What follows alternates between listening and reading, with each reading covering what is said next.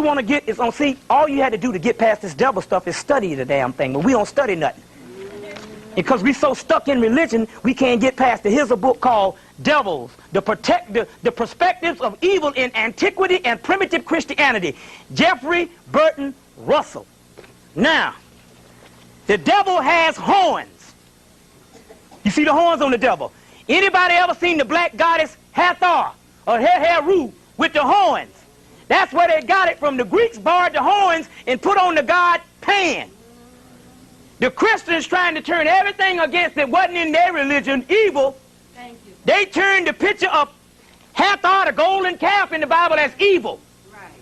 Later on, they turned the god Pan, which is a later form of the god Sut type and the oldest one, evil. You see what I'm saying? So when they talk about the devil is evil, they're talking about the most ancient God who is God. Jesus said, Satan, get behind me. Which means I'm backed by the powers of Satan. Let me explain this. Let me show you a picture of this. You all got to get this stuff and bear witness to it. Let me show you a picture of this. Look, just get you a regular picture of the yin and yang sign so everybody know what I'm talking about. Everybody seen the yin and yang sign. You call it the kung fu sign. Right? This side is light. That means Christ. Right? That means Christ. But that's putting the cart before the horse. That's why you couldn't get back to your ancient Jews. Because you put the cart before the horse. The light comes from the black. In the beginning there was blackness, and then there comes light. The black is called Satan. Satan or soot. Soot, the black soot. In your head is the medulla oblongata behind your neck, where it's the most concentrated part of the melanin. At the base of the skull and the top of the spine. So when Jesus says, Satan, get behind me, he's saying, I got my battery, which raises the black dot and turns me into Christ. You see what I'm saying? Because from the darkness, you get the light. And without the darkness, you can't get the light. So you've been worshiping the light, and the white boy done locked up all your dark stuff, which is the battery, in the British Museum. So you've been worshiping the vehicle, which is a car, but a car is only aluminum and fiberglass. The real stuff that run a car is the carbonated battery and the gas, but the gas comes from crude oil, which is what? Carbon. That's the mysteries of Satan. So when he says, Satan, get behind me, it's a metaphysical book talking about the head of the Christ. You are all Christ, because is it not written in your law that you are all gods? The black part where the melanin is called the mouth of God. That's why in autopsy, when a white person dies and they want to know if they're black, they split open the skull and see if they got the black melanin in the base of the skull. Okay. This is the battery too. You call a medulla oblongata, the mouth of God. So when he says, Satan, get behind me, he's talking about I'm backed by the powers of my father, Satan. Satan comes from the word soot. Soot on.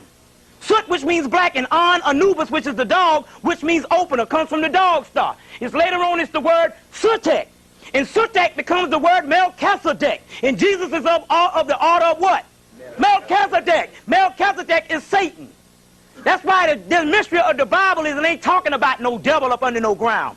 Satan simply means the Nubian. When you translate it. Prove me right on this, because we're supposed to be grown now. If ain't no devil under no ground, then what the hell the white man talking about when he worship you? He's talking about the mysteries of the ancient black man.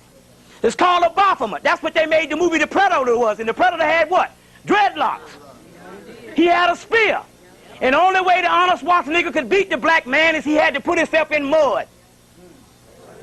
But the other movie came out in 1990. This one was 8 times worse than the other one, and what they had to do, they had to get a black man to beat him. And they got Danny Glover. And Danny Glover beat him, and he took his own boomerang from him. And he drove it in him, and then all the other Baphomets or predators came out. And they gave Danny Glover a gun. Why they didn't kill him? They saying, brother, you one of us. We just got the power, and you don't. And when you realize who you are, you one of us. You see what I'm saying? Now, we look funny to you because the third dimension is so low until you thinking what you're seeing is ugly, and the third dimension is not conducive for this kind of power. So when it comes down here, it turns into a hideous form. It's because the power is too high, because this was an abnormal level. But up in the heavens, we look just like you look here. You see what I'm saying? So the yin and the yang is in the light part, this is you. And in you is the black dot. But when you go back to space, This is you, the damn stars up there. You get it? You get the yin and the yang symbol? This is you. And there's a black dot in you called melanin. But when you return back to your original primal material, you will be a star in heaven, because every man, every woman is a star. The yin and the yang symbol. Now, the Baphomet. The Baphomet, the horns came from the goddess Hathor. Now I'm going to show you something here. Listen, look at this. Geiger. Geiger is the person who drew, Geiger is a person who drew stuff for the movie Aliens.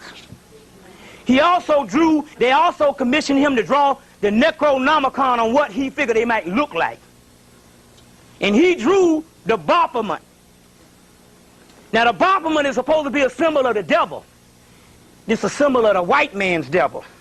They say the devil live up under the ground. Where does Osiris live? In the underground. Where does Osiris? God of the perfect black.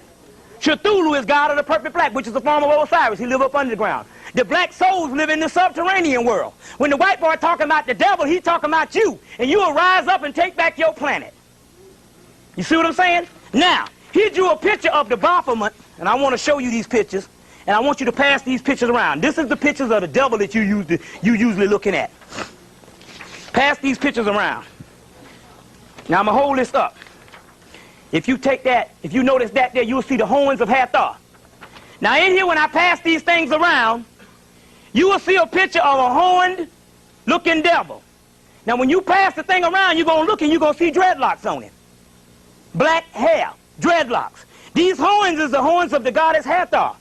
In the thing, you're going to see a white piece of light coming out of him, which is a woman.